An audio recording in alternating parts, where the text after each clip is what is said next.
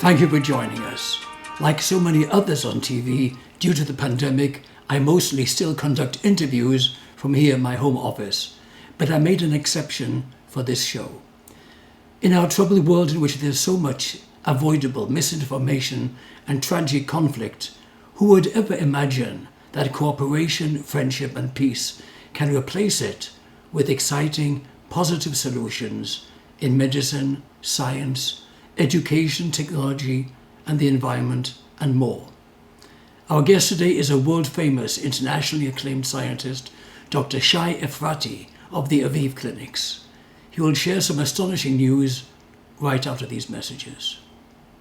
Life Extension magazine brings you new discoveries in health and anti-aging. Our science-based research and supplements are so advanced they're many years ahead of the medical mainstream, with quality control standards that exceed FDA mandates. Life Extension has covered groundbreaking medical research for more than 35 years. For your health and future, you deserve the best. Learn more at lifeextension.com.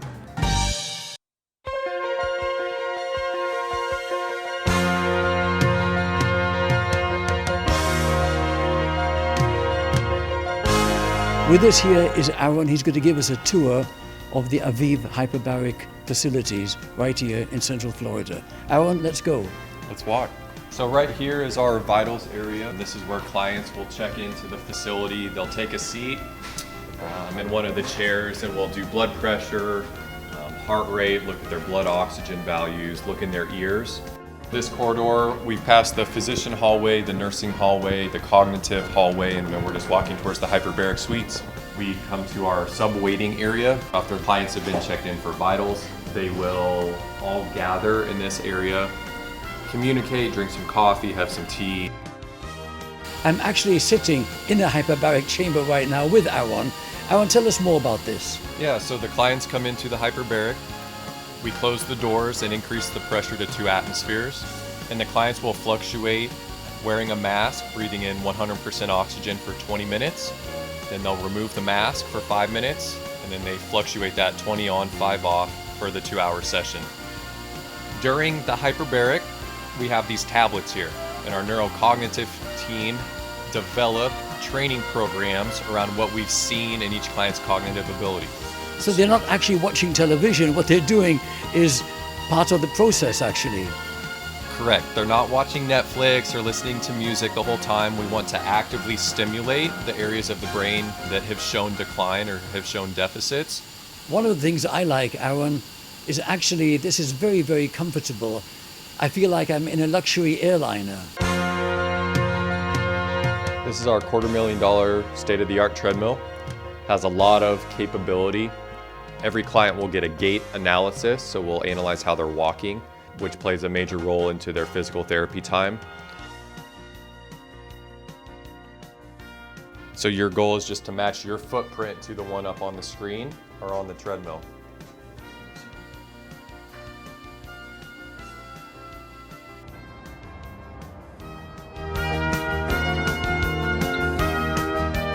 Joining us now is Dave Globig, CEO of AVIV Clinics, and Dr. Shai Efrati, co-founder. It's such an honor to be here with you, sir. A pleasure.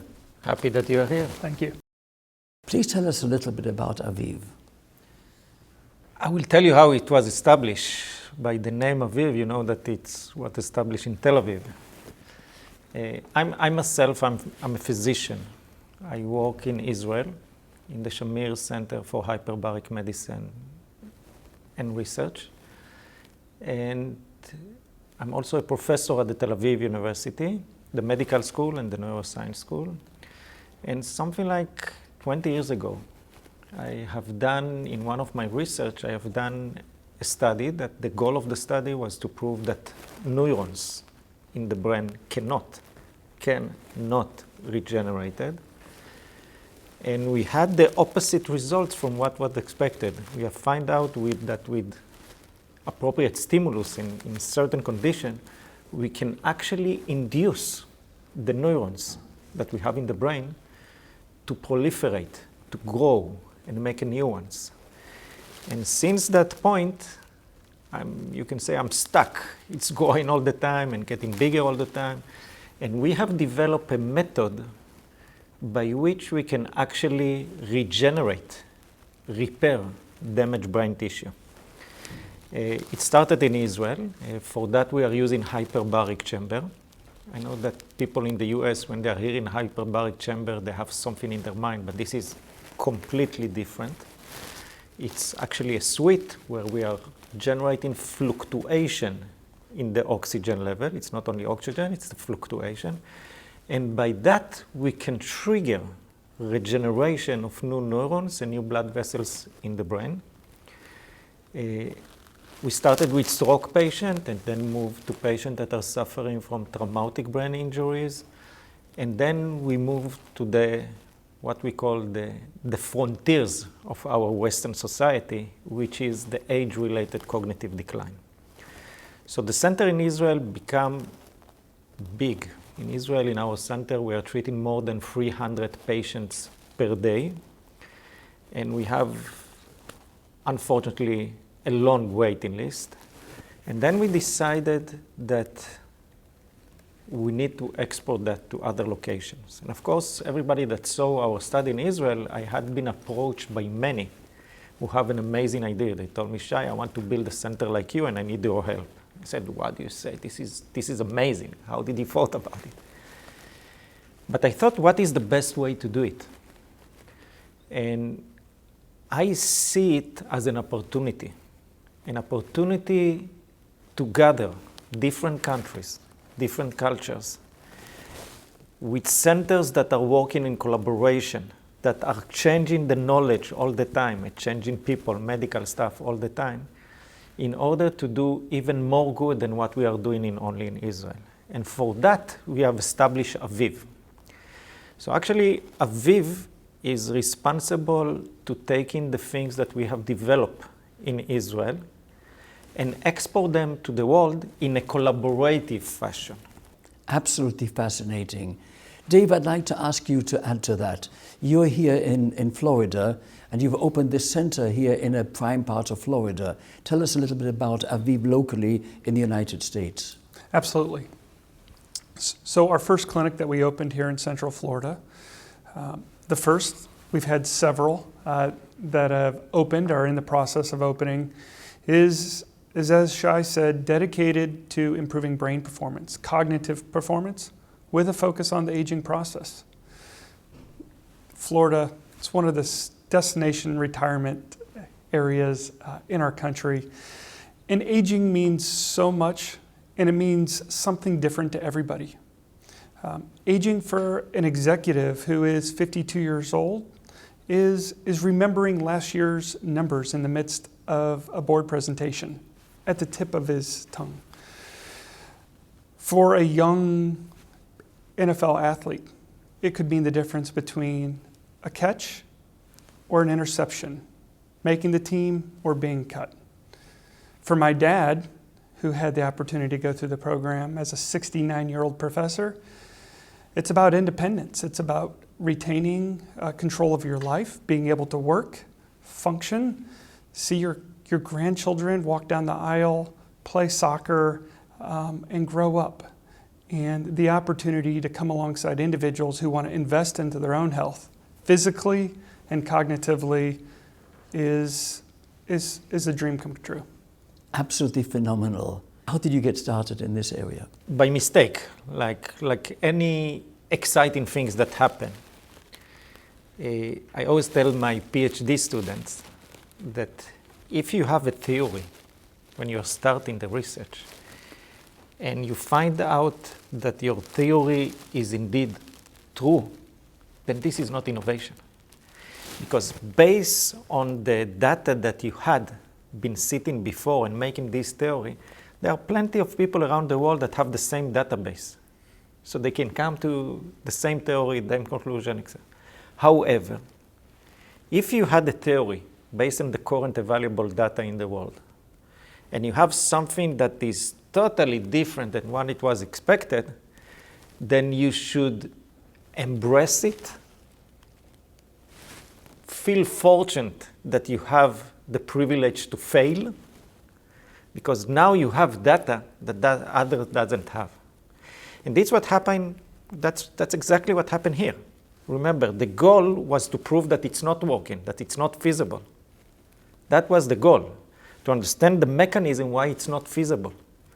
And we got a totally opposite result.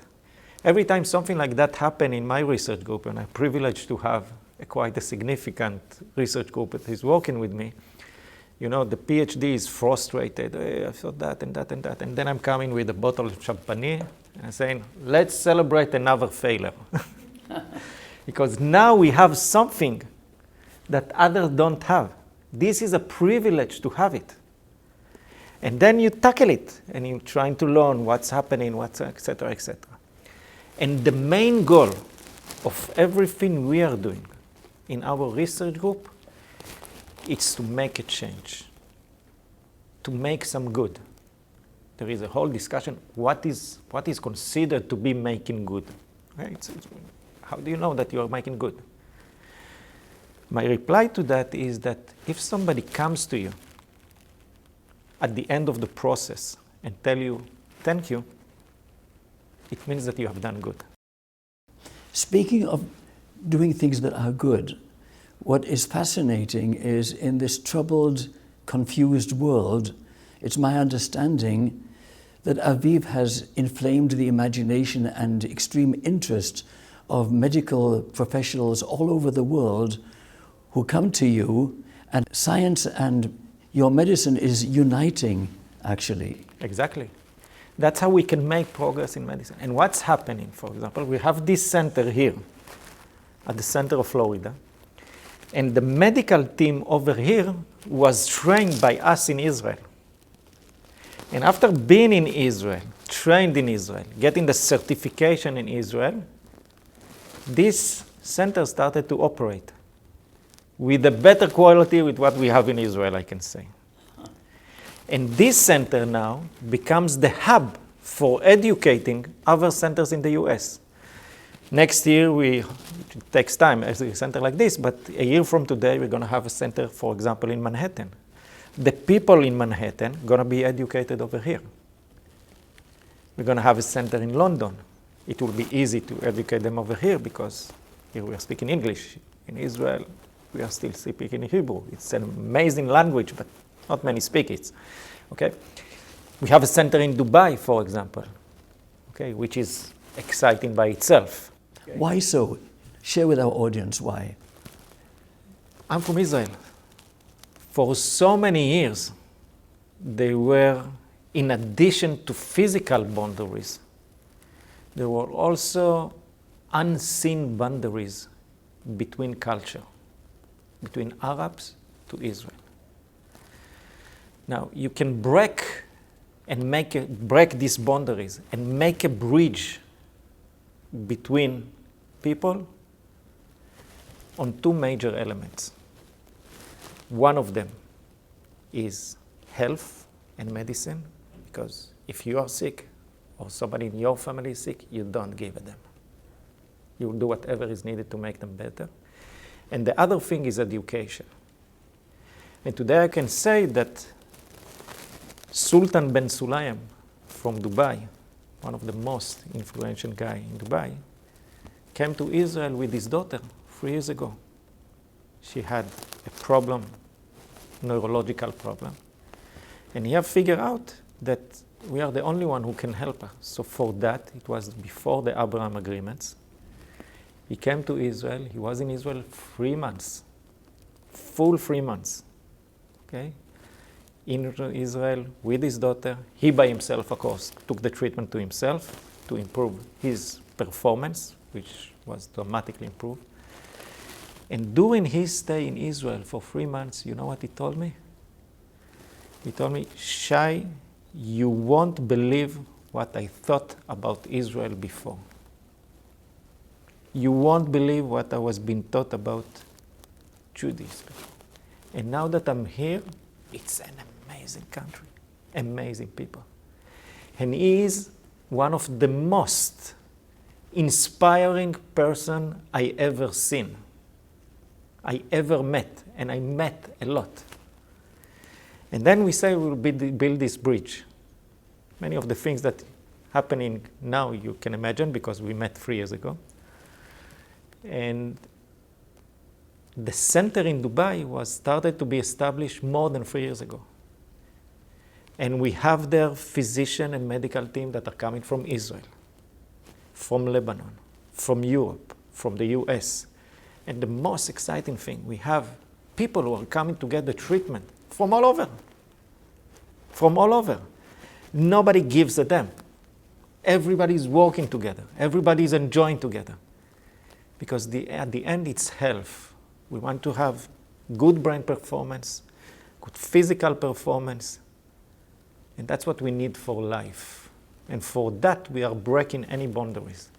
And we have now a bridge. And when I'm saying a bridge, what does it mean, a bridge?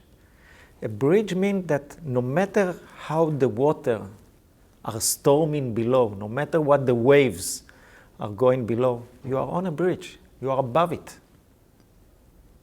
We connect, we collaborate, we see each other, and we love each other because who we are. And we are tolerant to whatever religion you are. Doesn't matter. Some have blue eyes, some have black eyes, doesn't matter. And some was taught until the age of 3 that Judaism is the religion. Other was taught until the age of 3 that Muslim is the religion. And some were taught until the age of 3 that Christianity is the religion. If you will take this baby, put it in different countries, you will have a different stories. You know, we are buying stories, we are buying fairy tales, no matter what the fairy tale is. But at the end, we are human beings. And the basic thing are what's important.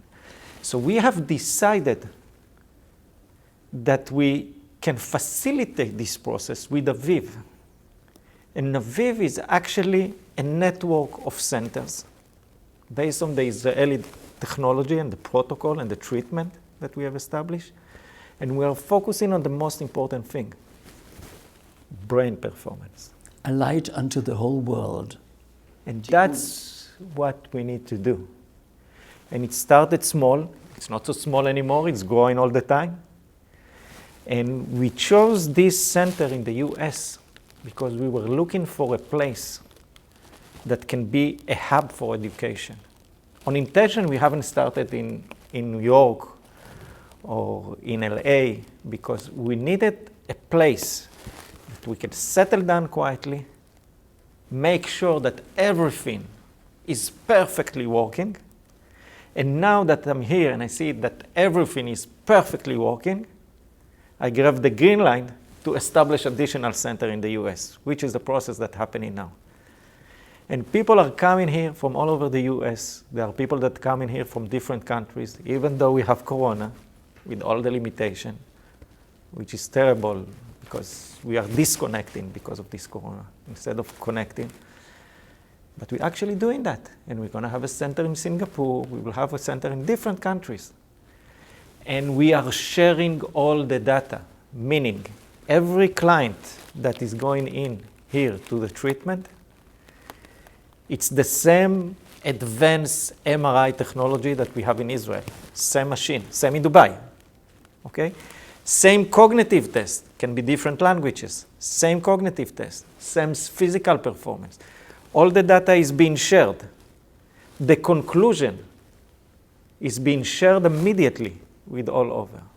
More than that, in Israel, it's the hub for the research that is continue. Because, Israel, we are working fast with innovation and research.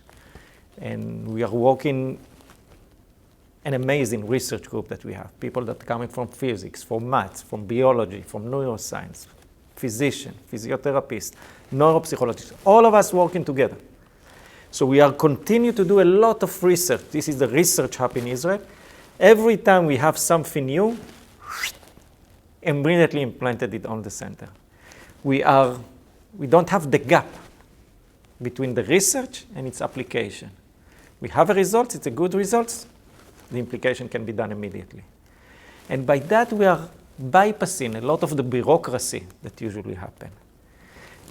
We are all human beings, we have ego, okay, which is terrible, okay? If we could only remember that we all starting in a certain place and finishing in the same place. If we could memorize that, there would be more modesty and less ego in this world. So we could have done a lot of things better. And by doing that, it's a privilege. It's a privilege. It's a huge privilege. Every day I'm walking in the morning, I'm saying, wow, I'm privileged. I'm here. Wow. Actually, people are walking. Actually, people are getting the treatment here based on our development. That's a huge privilege. That's a huge privilege. Absolutely. The common denominator of what science brings and your medicine brings as a bridge building, really, is incredible. You are an American, Dave. What's your perspective on that? If for the team here in Central Florida, just have an opportunity to support Dr. Efrati in building this bridge. We have learned so much from our Israeli partners. We've learned a lot from our Dubai partners. And every time that we have another client walk through those doors, to have a chance for them to walk out a better person, a better future, a future of independence and control. I'm grateful, and as Shai said multiple times, it's a privilege to be here serving on this team and changing the way that healthcare is delivered in this country. Dave, I can't tell you how impressed I am with all of this. This is really an amazing surprise to me personally as well. And before we conclude, I'd like to ask you, Shai, if I may call you by your first name, to just give us a final thought on how you see the near future. I will tell you of how I see the near future. I will tell you on Monday what happened today until our interview. It started with an NFL player, well known over here, that had multiple concussions along his life. And when he came over here, he couldn't connect with his children, his wife, his people. He was sitting at home for 10 years. And I was sitting with him today. I've finished the program. And he's amazing. Now, he's communicating his life back. And his demonstration for me was, you know what happened to me over here when I need to describe the program? It's just like I was 10 years with my eyes closed, and now, whoops, it's open. And I'm looking at his brain, see the new neurons in his brain, the new blood vessels. And it's amazing. And he's gotten his life back. And he's fully functioning, active, working, generating. Amazing thing. And then I met another guy that suffered from Lyme disease. In Israel, we don't have Lyme disease. But here, unfortunately, you have plenty. And she was non-functioning from physical perspective and cognitive perspective for the last 5 years. And she saw me walking around, and she was running after me, calling me, Shai, Shai, Shai. I said, look out. I said, I want to thank you. I want to thank you for the technology you have developed in Israel. I have regained my life back. I can hold my kids, I can play with them, I can go back to work. None of this would happen unless what you are doing in Israel. And I'm gaining my life back. And then I had the third meeting. 2 people here from the villages suffer from cognitive decline, the age-related cognitive decline, not dementia. Remind me what your name was? Reading a book. You need to go a page backward anytime. Watching a series of moving in the TV show. They need to recall what was the last session they saw 2 days ago. I was sitting with them, looking at the brain. Again, neurons regenerated, blood vessels regenerated. And they are saying, thank you very much. Now we are reading books, a lot of books. We started to study that, and we are taking this course and that course. They will not have dementia. Their biology of the brain was gaining back in time. So if I'm taking only, these are several meetings I have today before we are discussing. So we need to scale it up. And the future that I see is a future that we are approaching the brain and regeneration of a brain tissue in a different way. I was taught in medical school that neurons cannot be regenerated. Surprise, surprise. And we are going to face a future that we don't take for granted anymore. Dementia. We don't take for granted anymore the age-related functional decline. We can reverse it. And even though people are claiming today that this is part of nature, a lot of things in the past were part of nature. The number one killer for young female is childbirth. If something will happen today, there will be a whole investigation about it. The number one killer in young babies was dehydration, diarrhea. If something like that will happen today, there will be a whole investigation. And the way I see it, in the near future, if somebody will have dementia, if somebody will have Alzheimer, there will be a whole investigation about it. How did it happen? And this is the future that we need to approach. We should not take for granted anymore the so-called age-related and functional decline that culminate in Alzheimer of dementia. We should not take for granted anymore that if you are playing football and got different concussion in your brain, that you are messed up for the rest of your life. And we should not take for granted that if unfortunately you will be hit by a bug over here that is wandering in the US that causes Lyme disease, you are also debilitated for the rest of your life. We can regenerate brain tissue. We can do that. First, by observing it. It's highly sophisticated technology. You still don't have it all over in the US, but you have it here at the first sight. We can generate neurons. We can generate blood vessels in the brain. We can gain the functionality. Again, it's still not over the US, but it's already here in the US as the first hub that can do that. And we can reevaluate and monitor many stuff. Still, it's not available on the US, but it's available here. This is the turning point. And soon we will have additional affiliated center in our location. And this is such a terribly important concern for millions of people. And the message of hope that you have researched and made into an absolute reality is incredible and phenomenal. I have to shake your hand and thank you so much for being with us here today. And you, of course.